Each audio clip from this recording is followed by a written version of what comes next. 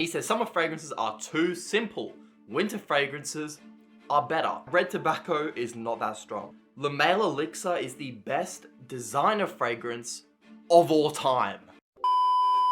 Hello everybody and welcome back to the channel. This is the first kind of episode you could say of this new fragrance series called Scentsational Fragrance Hot Takes. Do you see what I did there? I feel like that was pretty clever. For this first episode, I'm going to be responding to the hottest fragrance takes via my TikTok comment section. However, for future videos like this, I want to be responding to them via YouTube comments. So we're going to make this video basically a huge catalog of fragrance hot takes. So comment them down below. It could be you think this fragrance is better than another one. It could be that you think the entire fragrance industry is a scam. It could be that you think dupes are always better than the originals. Tell me your hottest fragrance takes and drop them right now. The first hot take comes from Victor with the ice cream cone emoji and the side jawline profile. He says EDTs shouldn't be over $150. Anything over that is a scam, no matter the brand. And we're starting off this series very strong because I completely agree with Victor. And this is something I've always thought about EDT fragrances, especially from really, really big brands releasing these EDT fragrances that only last 5, 6, 7 hours. And they cost over 200 Australian dollars. It is borderline a scam. It took 5 seconds of digging to find a clear, painful example of a company doing this. Yves Saint Laurent YSL Eau de Toilette for the 100ml, 203 Australian dollars. I'm not sure how much it is in the US, but that is ridiculous. Don't get me wrong, it is a great fragrance. For YSL EDP, the EDP Intense, YSL myself, those are all of a stronger perfume concentration. They last longer. In my opinion, subjectively, they also smell better, and you can find them on fragrance discounters for around 100 to 150 Australian dollars. Retail, it should not be anywhere near the $150, $200 price point for an EDT concentration fragrance. I completely agree with you, Victor. The next fragrance hot take comes from another fragrance content creator, HT Fragrances, and he says summer fragrances are too simple. Winter fragrances are better. I think this hot take, it is definitely a hot take, and I do agree with him more than I disagree. Let me explain. The reason I kind of more agree with him, but I don't fully agree, is because yes, on average, I think winter fragrances are more interesting than summer fragrances. I think the art of perfumery comes out the most in those heavy, dense, sweeter, often more vanilla heavy fragrances. However, there are definitely exceptions to this rule. You can find beautiful, high quality summer citrus fragrances that can just blow your mind when you smell them, because the citrus, the way it's blended, is so high quality and it's just so freaking good that it makes you just feel like you don't even need to wear winter fragrances, you know what I mean? But yes, as a whole, especially in the mainstream designer market, I do think winter fragrances are much more interesting, and I think if you just get any random guy off the street, they're gonna find the winter fragrances more enjoyable to go out and smell rather than just smelling clean, citrusy, fresh fragrances over and over again. Those can start to kind of just blend together as one scent, especially, like I said, in the mainstream markets. Niche though, that's kind of a whole different story because the concept of summer and winter often kind of gets blurred. However, yeah, as a whole, I do kind of agree with HT Fragrances on this take. I'm struggling right now to find a hot take that I disagree with. Gonzalo.Gujarru, I butchered that. Jean-Paul Gaultier Paradise Gardens is extremely overhated and underrated. I'm not sure that it's overhated or underrated though. I think it's an amazing fragrance and he clearly does too, so we agree on that together. But the fact of it being underrated and overhated, no, neither of those are true. If it was underrated, it wouldn't be in Ulta Beauty's best-selling men's fragrances of 2024. I believe they are the biggest fragrance retailer in the US, and if it's on that list, chances are it's selling very well. In terms of being overhated, it currently has a 4.3 out of 5 on Fragrantica, and because it is still a relatively new release, that is probably going to continue climbing up to a 4.4, maybe even a 4.5, just like Le Parfum currently is. So I disagree with that. It smells freaking fantastic. It's a minty, tropical, creamy fragrance, and I do actually think it smells better than Le Parfum. However, I'm going to have to actually disagree with you now that I think about it, because the way you've worded it, I just don't quite agree with it. We agree it's both an amazing fragrance, right? But it's not underrated and it's not overhated. I think it is perfectly rated, And if anything, it's doing very well sales-wise, so. Isaac says, Le Male Elixir is the best designer fragrance of all time.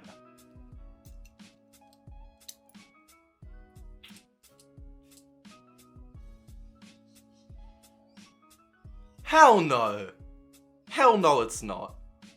It's actually smelling pretty freaking good on this tester strip. I prefer how it smells on the strip versus on the skin, but it is not even close to being the best designer fragrance of all time. I could list 10 fragrances right now that are better designers. Actually, let me do that.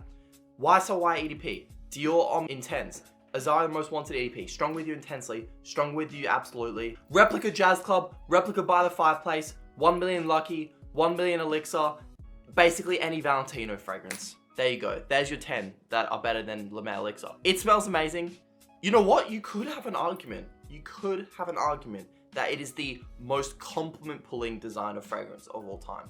Because every time I've worn this, I've gotten a compliment. Every time my friend wears it, he gets a compliment.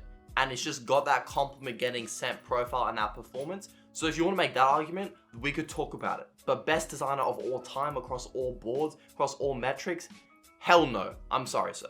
This is a quick reminder to please like and subscribe if you are enjoying this video, and also let me know right now in the comments if you are enjoying this series and you would like to see more episodes. If these videos perform well and get good feedback from you guys, I will definitely keep doing them. The next fragrance hot take is from Reki, and ironically it's the complete opposite take to Isaac. He says, the Gold Le Male, I forgot the name, it's Le Male Elixir, is the most overrated fragrance ever. It is mid. In all caps, mid.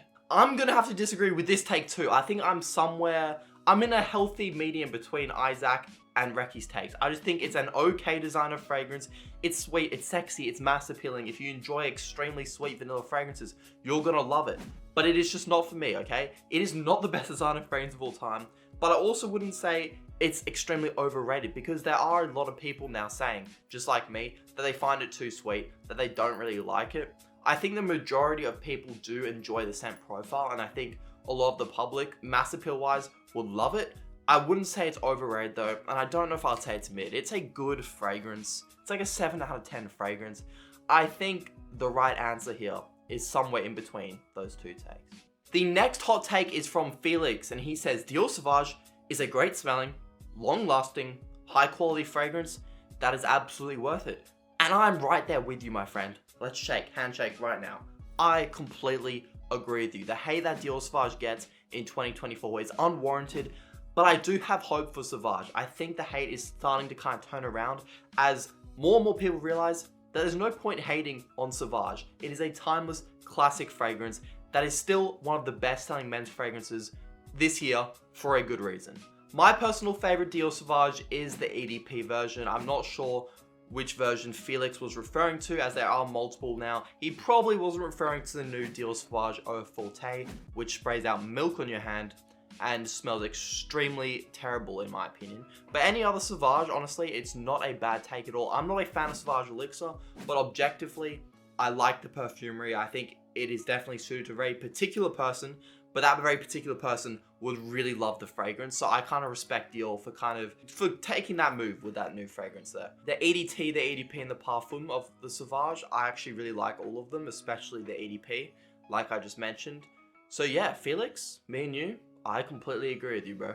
Our next hot take here is from Oliver Kudelik. Not sure how to pronounce that, bro. He says, YSL Parfum is better than the EDP. There was once upon a time when I would agree with this take, but there's also a reason I've gone through 2 bottles of YSL EDP and not a single one of the Parfum. So, as you can probably tell, I do disagree with this take now. YSL Parfum is my best friend's signature scent, and it smells great on him. I love the smell. I just think the EDP is more versatile, and there's just something more addictive about it. I don't know if it's because it's a little bit more fresh, if it has a more youthful quality to it. I just think YSL Parfum is not quite versatile enough to use as an everyday signature, but it's also not classy enough to use for like date nights or special occasions. So it kind of has like that weird middle ground. Whereas I feel like YSL EDP knows what it wants to be. It has its purpose, and I just respect that more from the fragrance. I just find more usage out of it.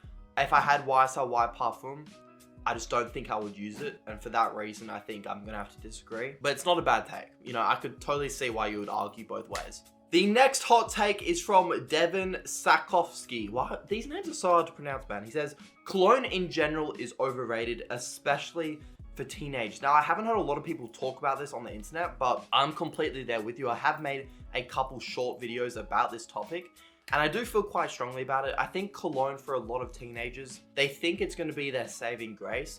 But if you're not doing other forms of self-improvement, for example, focusing on eating healthy whole foods that are unprocessed, I like the 80-20 rule with that. So 80% whole foods, 20%, you can kind of splurge on junk food a little bit. Going to the gym, using the right hair products, getting the right haircut, taking care of your skin. Those are all very, very important, crucial things that I think you should focus on before cologne if you aren't focusing them on already. I think cologne can be a scapegoat for a lot of, 15, 16-year-olds. They wake up in the morning, do nothing else to improve themselves, spray on their Jean Paul Gaultier, and think it's going to save them, when unfortunately, it's not.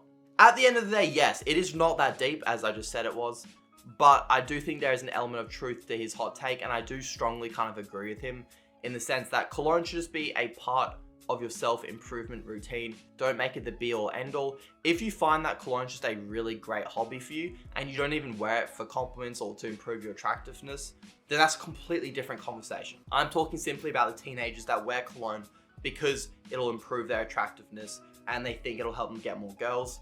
Chances are it won't. Unless they like you already, the cologne is not going to do anything for you. The final take is from factual_19. And the take is that red tobacco is not that strong. Now, your name is factual.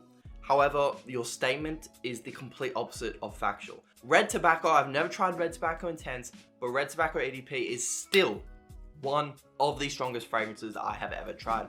I have a bottle of it. I never wear it. It is just nuclear. Red tobacco, herba pura.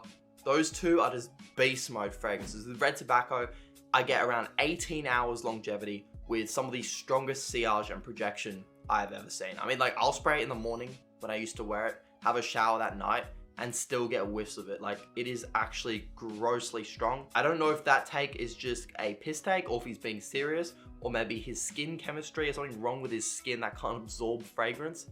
But I'm sorry, you're not factual. You're not factual now. You might be 19, but you're not factual.